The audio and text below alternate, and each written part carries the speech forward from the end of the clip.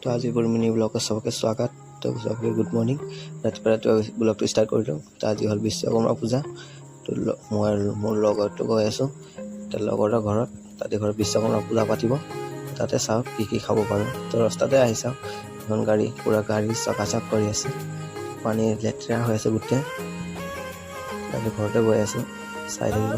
তাতে টমটম ধুই পুৰা চকাচক কৰিছে, ফুল চুল লগাইছে।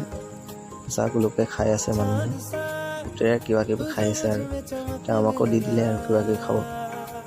এতিয়া আমি লৈ আহি কৰিলোঁ, এতিয়া খাম আৰু পুৰা বিন্দাছ খাম আৰু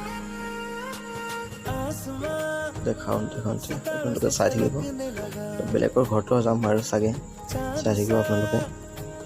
লগতে চাওক পুৰা ফিনিছ কৰি দিলে খাই পিনি। গোটেই পুৰা ইয়াৰখিনি গোটেই আগতে সোমাই দিলে পেটত। এইটো ঘৰত আহিছেতো চাওক ট্ৰেক্টৰ